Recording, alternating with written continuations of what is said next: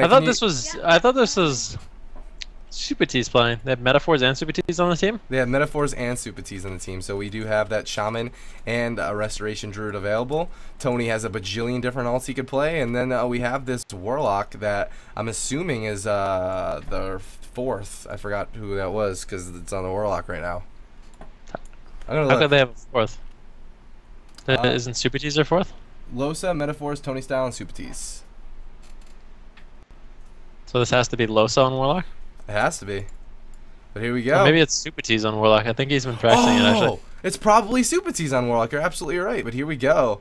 HLS versus Jungle. This is going to be interesting. I mean, we saw the TSG versus the Jungle earlier that they had available to them, and it looked like that was a very good matchup for them, but I don't know if they're as confident. The Bash goes out on the Metaphors, and it looks like, I don't even know how to say that name, man. Do you know how to? I'm going to call him Warlock. Super T's Warlock. I'm just going to call him Super T's. But Glinks is taking a bit of pressure. Hannah Sacrifice coming out from Athene. Looks like it's going to... Oh, but it actually gets dispelled right before the full trap lands. And Athene is going to sit that trap. Full Bestial Mastery coming out from Tony onto Glinks. Glinks is going to go ahead and Aurora Sacrifice himself. Going to catch an Execution Sentence as well. But he's still taking a whole bunch of pressure. Dipping down to 45% health here. And that's going to force the Execution Sentence out from quote-unquote Athene. Athene already using that Avenging Wrath, like you said. Galink's taking a lot of damage, still fully loaded up with dots. Super T's throwing out those haunts onto him at the moment. But Tony in a lot of trouble, down to 18% HP. The Crow's still on him, taking away. Spirit Link coming out from Metaphors actually at the moment. That was Jeopardy's Incarnation as well as his Berserk. So those were the offensive cooldowns coming out. Glinks as well using the Crows there. But Tony's still not out of the woods yet at 39% HP. Metaphors does have Trinket available if he needs it, as well as one more link, but it looks like Tony's might have to use that second link or get that second link from Metaphors. He does. That is a DR Bash on the Metaphors into a full trap. No trinket available. Tony in a lot of trouble right now. Metaphors getting out of that somehow. I think actually the Spirit Link might have broke it. But now Tony from the Brronx on the back foot completely. All three members of their team down to 50% HP. Metaphors having to play catch up quite a bit. The Healing Surge is coming out. Glink's in a lot of trouble though. Down to 20% HP. The Bob coming out from Athene. On those BM Crows. The BM Crows, though, for Glinks coming up in around, or sorry, the Crows coming up from Glinks in around 1 second. So that is up and ready to go for him. Now Tony's going to be in a lot of trouble. He has no deterrence for another 2 minutes. Metaphors caught into that full maim. If he gets trapped out of it, this could be the end for Tony. The full trap on the Metaphors. Tony Jr. in a lot of trouble. The Crows out on him. He's gating away, doing everything he can to survive because he is in a lot of trouble. Metaphor's going to get out of that CC, though. He is rooted up at the moment. Tony down to 16% HP, 15% HP. The explosive shot coming in from Glinks onto Tony. Metaphor's doing everything, but it's not going to be enough, and Tony's going to go down. Unfortunately, just falling so far behind because of that Incarnation, that initial Crows coming out of Glinks in jeopardy. Yeah, I don't know. We've never seen an HLS come and compete in GCD TV, and that looks very, very hard for this HLS team. And the pressure felt like it was from the Juggle Struggle the entire game. Yeah. Let's take a quick look at that replay. I mean, there was a point where everyone on Tony from the Bronx's team was dipping down to like 50% healthier, and you'd think it'd be the other way around with a Warlock on the team, but there we go. The first game is going to go to the Jungle Struggle. People are asking, is that the real Athene? I am going to assume no. It is not the real Athene. There's no way it's the real Athene. You kidding me? Why not? Why not? That's the question. I mean, his name is Athene. Why would he lie? Like, I don't think anyone would take his name. Why would he lie like that? Let's be real. I don't think anyone would lie like that. Yeah, never. Alright, here we go. We're going to go ahead and jump into game number 2 here. Jungle Struggle will be playing the same comp. Jungle Struggle playing same comp. Next map. And I wonder if Tony from the Bronx is going to be changing up their composition, as they do have a gajillion available to them, which is a huge advantage in a tournament like this, of having those multiple compositions available to you to be able to really avoid Howard counters, or even maybe even potentially counter your opponent. Yeah, I don't know if them running HLS is like a desperation move, or it's something they, I don't know if they practice it or what. It could be something they're just throwing out that they think on paper sounds good. I'm not exactly sure what the thought process was there, but it's a risky play, man. Like something that you can't really practice ahead of time. It's scary to do it in a tournament format like this. But GCD TV is a tournament that you can come back and compete every week with, you know. which is really nice to have for these teams that are going to be competing, potentially to compete at BlizzCon. Ooh, the BlizzCon hype is coming, boys. I'm excited for BlizzCon this year. My first Me BlizzCon too. ever, man, was the one that I went with you after meeting you at regionals, and it was like the best time of my life. I'm like, all right. Really? Yeah, that was so fun. I loved BlizzCon. It was amazing. Yeah, I had a good time too, man. Every single year I've decided as long as I'm playing Blizzard games, I'm gonna go to BlizzCon because it's just such a fun time It is. to I hang hope out to, with everyone. I hope to see the chat at BlizzCon. If you're going to BlizzCon, let me know in chat, because I want to know who I'm going to be meeting at BlizzCon. That's what I want to know. I'm excited this year to see what happens. This year's going to be a great year for competitive WoW arenas with like tournaments like GCD TV, Gamers League, even ESL and MLG now hopping into the mix, into the tournament mix. It gets me really excited, you know? I'm really excited to see what's in store this year. With 6.2 right around the corner, some changes to classes and stuff like that. No one really knows what's going to happen, and everyone's going to come back there. The influx of players on every patch is always the most fun to play, you know? Absolutely. Maybe we'll see a new World of Warcraft expansion being announced at Oh, BlizzCon. a new World of Warcraft expansion. Potentially, Of course. potentially, man. Hopefully get to be able to play Overwatch, which is super hyped up and really fun to play. Dude, I am so excited for Overwatch, but before I get into that, we are going to jump into Nagrand Arena, and the War Game requests are being sent out. Like Grand. Or, I'm sorry, not Nagrand Arena, Dollar and Sewers.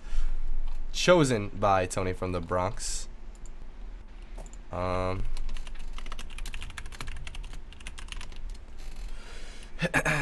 200 level cap. I don't know. They had Overwatch last year, so they should have it this year.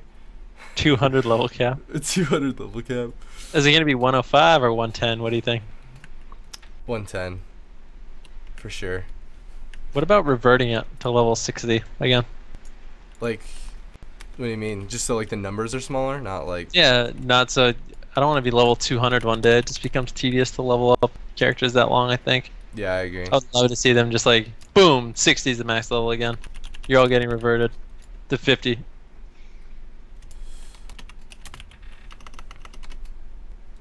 I'm not sure what's going on here. Make sure.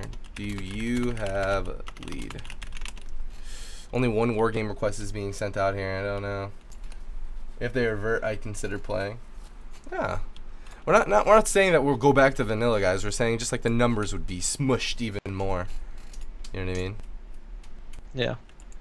All right. Only one war game request is going out. I'm not sure what's going on. That's actually a very common problem that we run into, and usually it fixes itself just over time.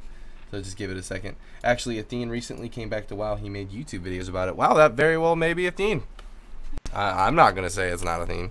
All right, so there's that. You already did. Oh. Whoops. People really don't like that idea.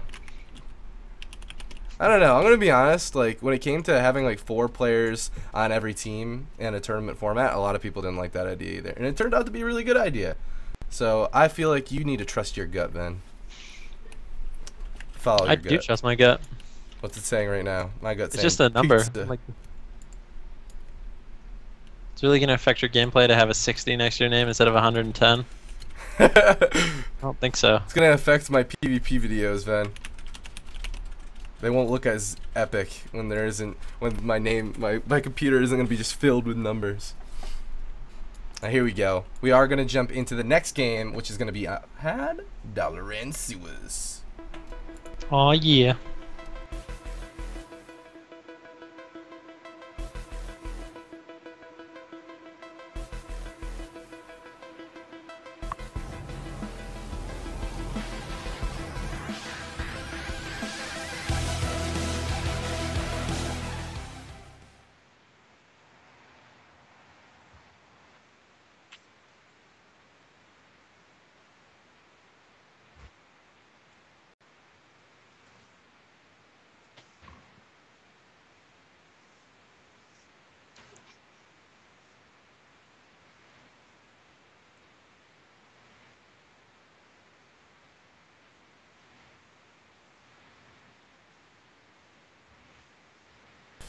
Let me try that one more time. I had myself muted that whole time. Apologize, guys. But we have that jungle cleave versus the turbo cleave here on Dalaran Sewers. And the gates are going to go ahead and open up. Tony from the Bronx are going to be switching to turbo. That comp that they're just so confident with, and Glinks is going to be the kill target, it looks like, for Tony Styles and Losa, as the double shockwave on both the Feral and Glinks. Now they're switching over the damage onto Jeopardy. He's going to catch that execution sentence right away into the DR bash as well. Losa with that Blade Storm preventing any peels on himself, but this Feral Druid's going to get right away. Losa trying to reconnect with that heroic leap, and it looks like this this turbo at the moment has the momentum in their favor. But they're looking for Supatees. The Feral Druid's trying to, Jeopardy's trying to reconnect onto Supatees, the Hodge onto Tony Jr. Supatees has the crows on him. He's going to go ahead and Heart of the Wild and use that Iron Bark on himself to trade up those defensive cooldowns. Tony's going to come out of the CC finally, and Supatees sitting in bear form, just trying to prevent as much damage as possible. Athene currently using that wings, keeping his team offensive, but Jeopardy's forced to dip lower and lower at 60% health here, and he just keeps taking so much damage. Supatees now out of every button besides Barkskin and Trinket at the moment. He's going to go ahead and Barkskin. He actually had to use that Barkskin, like you said, but that was his Heart of the Wild. That was his Trinket too. He's already used Trinket skin, but Jeopardy gets exploded. Losa using the slam dunk heroic leap execute, and I didn't even catch that. I was focused on Supatees' cooldowns. I really didn't think he was in trouble. This is why I love that I have the ability to do replays so yeah, I want to see that replay. I'm watching the replay right now. Let's take a look at what went down, dude. Alright, I'm not even commentating. I'm just like, I want to see what happened. Yeah, I want to see what happened too. It was just a bash and just big crit, dude. Both Glinks and Jeopardy were dipping lower and lower, and there was a bash, a DR bash onto Jeopardy in cat form at low health, and Losa just gave it to him, man. Yeah, he actually got exploded. I mean, he didn't have his Trinket, but I mean, Glinks and Jeopardy still had a lot of cooldowns. Athene still had they had everything. They had Bop, Athene had Trinket, 2 survival instincts. That was a bit, I don't want to say a fluke kill, but I think that kill could have easily been prevented. You can see the skill of this turbo. Stop, guys. Stop it. No, we're not going back to that. Hello? No. Alright, here we go. We're going to jump into game number 2 here pretty soon. 3. Don't read it, man. Don't do it. Alright, looks like the Jungle Strangle is going to be playing the same comp.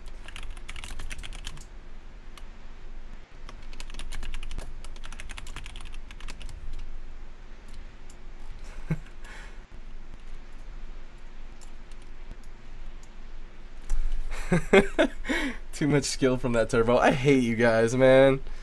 You guys are just... Why? What did they do? Nothing. Nothing at all. Next map. Alright.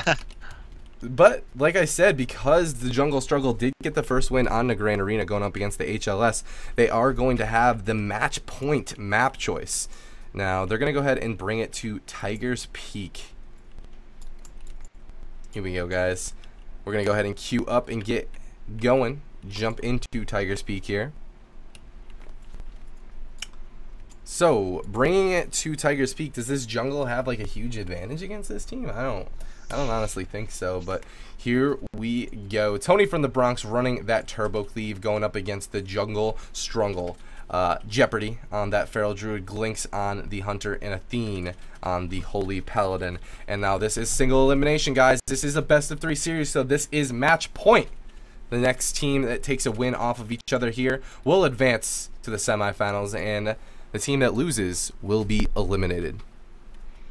Yeah, Supatees actually did a great job that game of kiting in the opener. I mean, but once Jeopardy and Glinks had the opportunity to connect onto him, once they got through Supatees' Displacer Beast and his restalls and finally got him out, Supatees had to use a lot of cooldowns. Like, they had basically forced every single button from Supatees, and the next BM Crows coming out of Glinks was going to be really scary for him if Jeopardy actually managed to survive there. It's true, man. It's true. Looking at that, and the stars were aligning for this jungle, but I don't know, man. I don't know. Supatees, though, he said in the past that he does have struggles, you know, surviving against Jungle Cleaves. Right away, Los is going to go ahead and open up onto Glinks. It looks like Jeopardy's looking for Supatees, and he actually is going to open onto Supatees in the background. It's going to force the Barkskin right away as he is caught Inhuman.